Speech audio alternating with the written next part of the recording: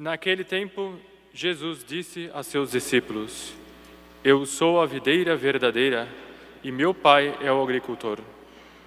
Todo ramo que em mim não dá fruto, ele o corta, e todo ramo que dá fruto, ele o limpa, para que dê mais fruto ainda.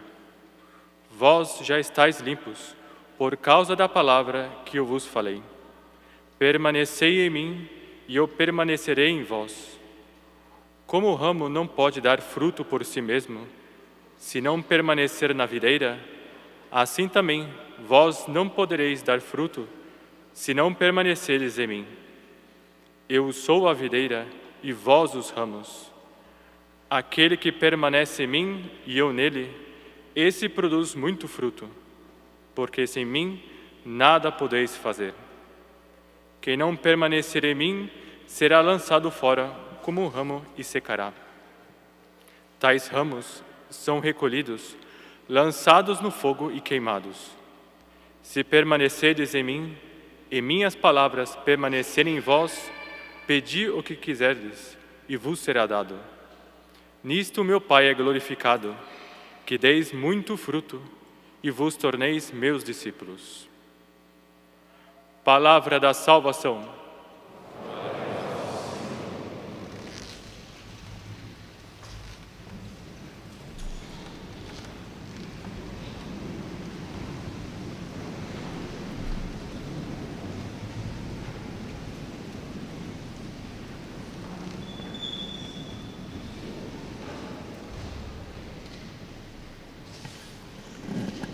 Ave Maria, cheia de graça, o Senhor é convosco. Bendita sois vós entre as mulheres e bendito é o fruto do vosso ventre, Jesus.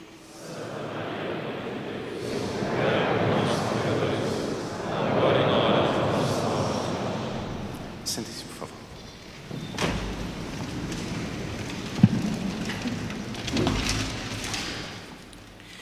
O Evangelho de hoje nos traz a parábola da videira. E essa é uma das grandes parábolas do Evangelho de Nosso Senhor, da pregação de Nosso Senhor, junto com o filho pródigo, junto com a parábola do semeador. É uma parábola que é extremamente rica em aspectos e se presta, portanto, a todo tipo de aplicações de comentários.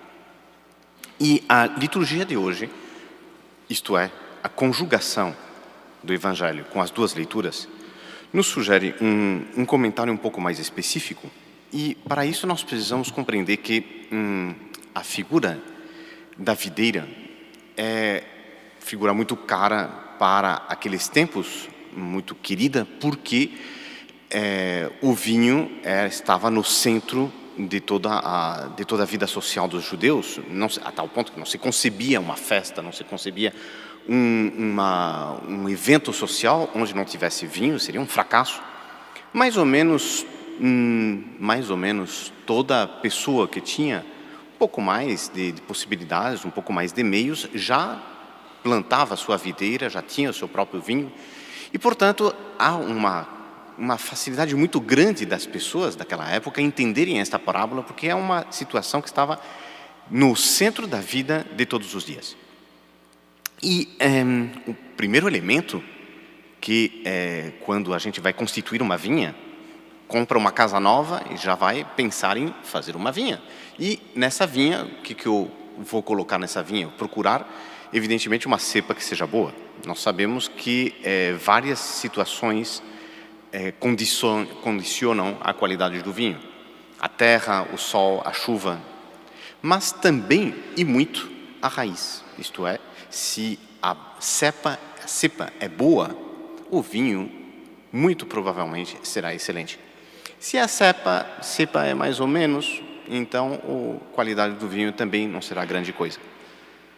Ora, muitas vezes o que se faz é que se consegue uma raiz de uma cepa muito boa, planta-se, mas aquilo dá muito pouco. Então, para ser mais barato, o que a gente faz? A gente vai recortando e a gente vai enxertando outros ramos na videira. E o enxerto funciona assim. Talvez vários de vocês já saibam como funciona. A gente corta um pedacinho, deixa uma abertura, pega um outro ramo, também de videira, gruda, bem ligado uma na ponta da outra, e a seiva que vem do tronco da videira começa a irrigar aquele ramozinho que a gente enxertou. Depois de algum tempo, aquela seiva vivificou aqueles ramozinhos e todos acabam produzindo uva. Mas há uma condição para que isso dê certo. É preciso que o ramo também seja de uva. Se eu pego um ramo de espinheiro, um ramo de uma planta que dá cheio de espinhos, corto e coloco na videira, o ramo pode até receber alguma seiva. Ele vai produzir uva? Não tem como. Ele é espinheiro. E acontece que esta parábola é muito dizedora para nós, porque o homem não nasce determinado, não nasce predestinado. O homem não é que ele não tem culpa, nasceu ruim, por isso vai ser ruim. Nasceu bom, não tem culpa de ser bom, também não tem mérito de ser bom. Não é verdade. Nós temos o livre-arbítrio, nós temos a vontade. E é pela determinação da nossa vontade, pela adesão nossa, pela nossa vontade, a adesão nossa ao bem ou ao mal, que nós nos vamos tornar raminhos de espinheiro ou de videira. E para nós sermos ramos de videira, nós temos raízes de mal dentro de nós. Todos nós nascemos com o pecado original, todos nós nascemos com inclinações para o mal. Cada um de nós sabe o quanto, às vezes, é difícil manter-se reto, manter-se honesto, manter-se humilde, manter-se generoso, manter-se na prática do bem. Muitas vezes nós somos puxados e, inclusive, sentimos dentro de nós sermos puxados para baixo. São Paulo é quem vai dizer: eu sinto em mim duas leis, a lei da carne e a lei do Espírito. E por isso, nós estamos constantemente em luta entre estes dois elementos. Por um lado, o anjo da guarda, que por ordem de Deus nos acompanha, nos solicita para o bem, com a graça de Deus, com o auxílio de Nossa Senhora. E nós temos, por outro lado, os demônios, que nos tentam puxar-nos para o mal, tentam nos arrastar para o mal, porque eles querem a nossa condenação.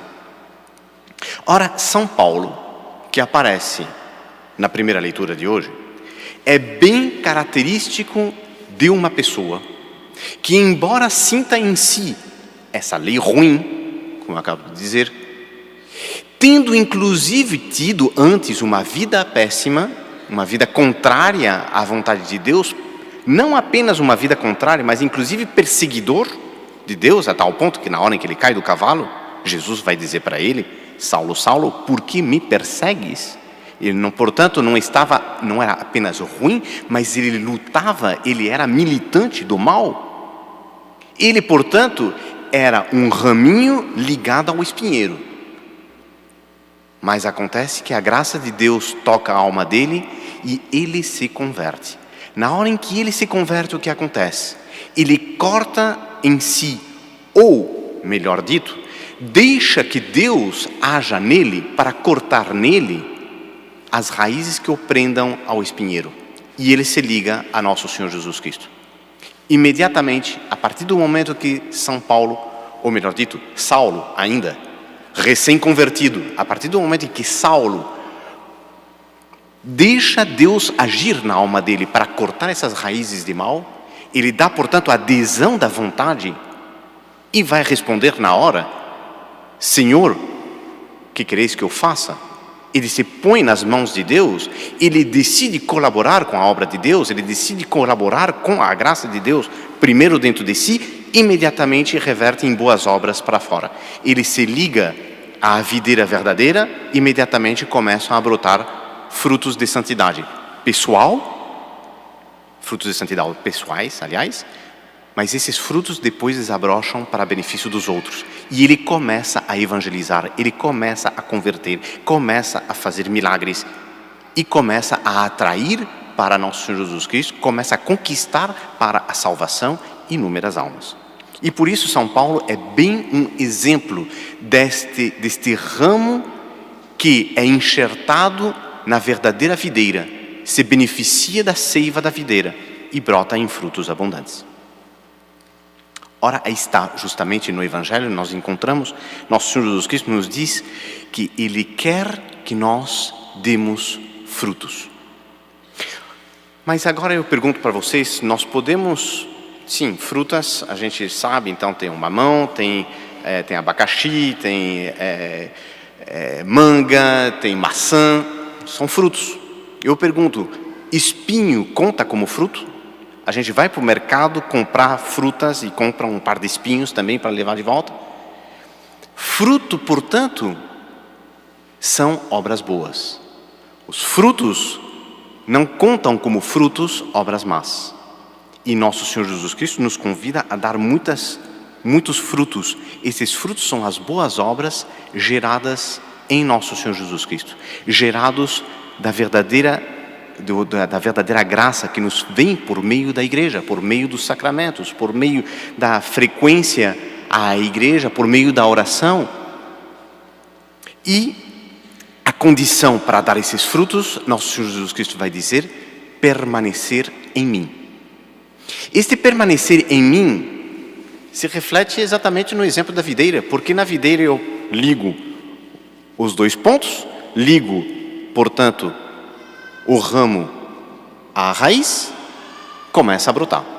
A seiva começa a fluir, começa a dar frutos. Ah, mas eu cansei de ficar segurando, vou soltar um pouquinho. O que vai acontecer? Imediatamente o ramo deixa de dar frutos, porque não tem mais a seiva. Essa seiva que passa na videira é imagem da graça. Para poder darmos frutos bons, para poder darmos frutos de videira, para podermos dar frutos de nosso Senhor Jesus Cristo sobre a terra, nós precisamos estar ligados à graça. Na hora em que nós cometemos o pecado mortal, na hora em que nós preferimos seguir as nossas más inclinações, apesar do mandamento de Deus, consciente e voluntariamente, em matéria grave, nessa hora cessa o fluxo da graça em nós. E nós nos tornamos incapazes de gerar frutos de videira verdadeira. Imediatamente começam a florescer espinhos. A solução qual é? Evidentemente, o confessionário. É no confessionário, pedindo perdão a Deus, que ali se reata a graça. Mas isto, portanto, nos mostra a necessidade de estarmos ligados constantemente em permanência. Por isso, nosso Senhor Jesus Cristo diz, permanecei em mim. E aí é viver da mesma vida que Ele, nosso Senhor Jesus Cristo. Porque a graça é uma participação da própria vida de nosso Senhor. Por isso nós somos capazes, ao participar da mesma vida, capazes, é incrível, é impressionante, mas é isto, de obrar como Deus obra. Ou seja, nós somos capazes de realizar aquilo que Deus realmente quer que nós façamos. Agora, como é que eu sei se eu realmente estou ligado à videira e estou ligado, portanto, nesta vida da videira? Porque ligados a uma vida todos nós estamos. O problema é saber se nós somos como São Paulo ou se somos como Saulo. Nós estamos ainda ligados às raízes do mal nosso, assim como estava São Paulo antes da conversão, Saulo, ou estamos já ligados à seiva verdadeira, que vem da videira verdadeira, que é nosso Senhor Jesus Cristo através da graça. Alguém dirá, padre, eu sou batizado, estou em estado de graça, então já está tudo resolvido. Em termos, porque é muito mais frequente do que parece, nós estarmos num estágio meio indefinido entre os dois. Como assim? É que em mim eu tenho as duas tendências, as duas inclinações, minha alma, minha parte espiritual, meu lado bom deseja estar ligado a Deus, meu lado ruim me leva para o mal. Eu procuro me ligar a Deus, mas muitas vezes eu não procuro com igual empenho desligar-me do tronco do espinheiro. E o meu sarmento, o meu raminho, acaba recebendo um influxo das duas seivas. Por quê? Porque eu não fui firme, eu não estou chegando às últimas consequências da minha ruptura com o espinheiro. E por isso seria mais ou menos como uma manga, que a gente, na hora de abrir a manga, dentro a gente encontra um monte de espinhos dentro da manga. E a gente tem que abrir a manga e depois tem que tirar um monte de coisa, depois o espinho tornou amargo aquela parte da manga, a gente tem que tirar uma parte da fruta. Por quê? Porque está meio espinhosa, uma manga meio espinhosa. Muitas vezes os nossos frutos são assim quando nós não tomamos cuidado de nos desvencilharmos, de nos cortarmos completamente do espinheiro. E este é o problema justamente do relativismo. Porque na segunda leitura vai nos ser dito que nós não devemos amar apenas de palavra e de boca, mas a forma de saber, o critério para saber se nós realmente estamos com a verdade é se nós traduzimos este amor de palavra, de mente, em obras. E as obras têm que corresponder às obras de Cristo.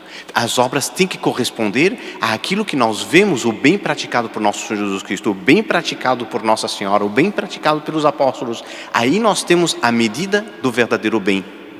São, portanto, os mandamentos de Moisés, os mandamentos dados por Deus a Moisés, mas depois acrescidos pelos ensinamentos de nosso Senhor Jesus Cristo, pela revelação de nosso Senhor Jesus Cristo e o ensinamento dos apóstolos. Ou seja, isto que para nós constitui a lei moral, esta é a regra por onde eu sei se eu estou de fato dando frutos bons ou espinhos.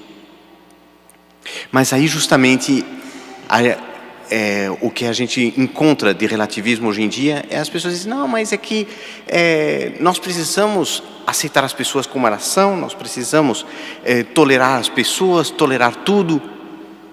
Nós devemos sim aceitar as pessoas para ajudá-las, nós devemos ajudar a todos, devemos auxiliar a todos. Nós vemos que São Paulo está disposto a converter quem apareça na frente dele, e ele vai sofrer muitíssimo, inclusive, pelo fato de estar se dando constantemente a todos, mas ele não é recebido por todos.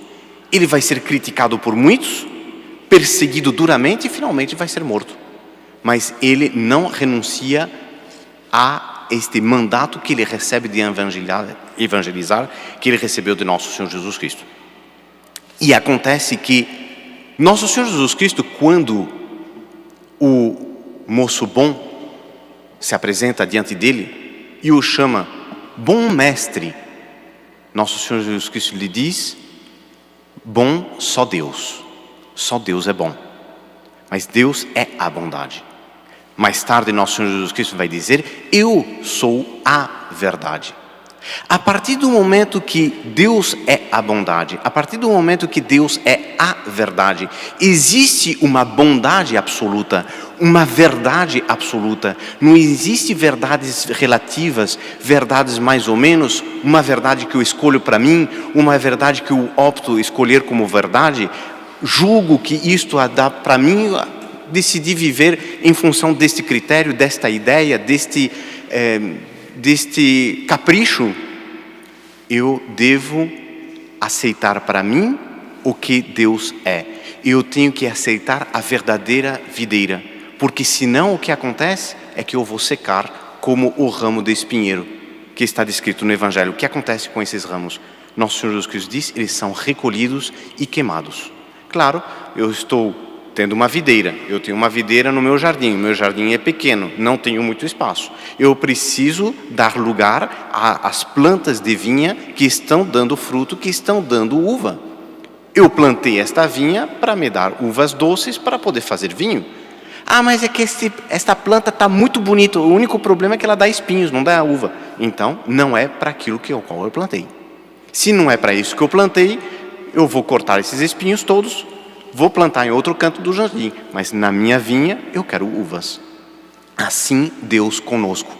Deus nos deu o ser, Deus nos dá a vida, Deus nos sustenta na vida, nos sustenta na saúde, nos sustenta na vida espiritual, nos sustenta nas dificuldades, nos atende quando nós pedimos. Ele nos dá tudo, Ele nos dá a graça, Ele nos dá os elementos da salvação, nos dá os ensinamentos da igreja, Ele nos dá quanto a ajuda Ele pode.